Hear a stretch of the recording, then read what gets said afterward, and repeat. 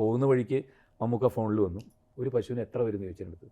ഞാൻ പറഞ്ഞു നല്ല ഹെൽത്തി ആയിട്ടുള്ള വലിയ ഒരു ബ്രീഡ് പശുവിന് മേടിക്കാൻ 50,000 രൂപയ്ക്ക് മുകളിൽ വരുന്നു. അപ്പോൾ 2 പശു എൻ്റെ വക നീ മേടിച്ചു കൊടുത്താൽ പൈസ ഇപ്പം തന്നെ അയച്ചു തന്നേക്കുന്നു. ഓൺ ദ വേ പൃഥ്വിരാജ് വിളിക്കുന്നു.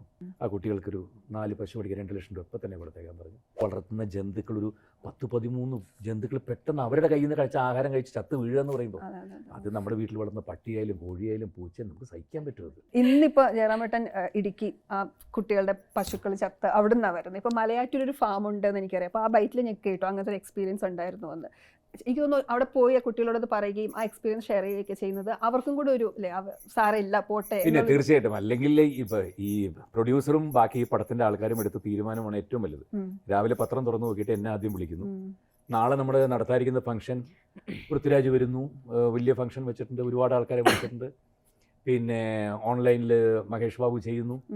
അപ്പോൾ ഇത്രയും വലിയൊരു ഫംഗ്ഷൻ നാളെ മാറ്റി വെക്കുന്നു. ഞാൻ എന്താ കാര്യം ചോദിച്ചു. പത്രം ഞാൻ പെട്ടെന്ന് പത്രം എടുത്ത് പോയി. സഹിക്കാൻ പറ്റില്ല കുഞ്ഞുങ്ങളുടെ ഇത് കണ്ടിട്ട്.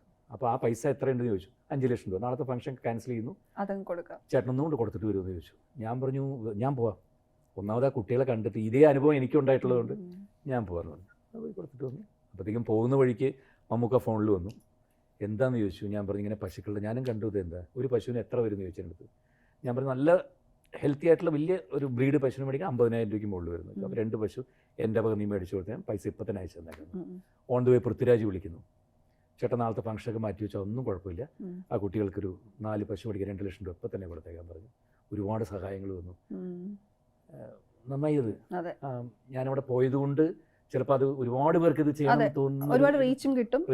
കുട്ടികൾക്ക് ഒരുപാട് കിട്ടും. അവരൊരു ട്രോമയിലാണോ അതോ അല്ല ഇപ്പൊ ഓക്കെ ഇപ്പൊ ഓക്കെ. അല്ലെങ്കിൽ ആരും ഉപജീവനം അവർ അച്ഛൻ മരിച്ച 2 കുട്ടികളാണ്. കുഞ്ഞുനാൾ തൊട്ട് ഈ പശുക്കളൊക്കെ അല്ലേ അവരുടെ ഏറ്റവും വലിയ വരുമാന മാർഗവും അല്ലെങ്കിൽ ബാക്കിയെല്ലാം. അതിനേക്കാളൊക്കെ വരുമാനത്തെക്കാളൊക്കെ ഉപരി വളർത്തുന്ന ജന്തുക്കൾ ഒരു 10-13 ജന്തുക്കൾ പെട്ടെന്ന് അവരുടെ കയ്യിൽ നിന്ന് കഴിച്ച ആഹാരം കഴിച്ച് ചത്ത് വീഴുക എന്ന് പറയുമ്പോൾ അത് നമ്മുടെ വീട്ടിൽ വളർന്ന പട്ടിയായാലും കോഴിയായാലും പൂച്ചയും നമുക്ക് സഹിക്കാൻ പറ്റുമത്.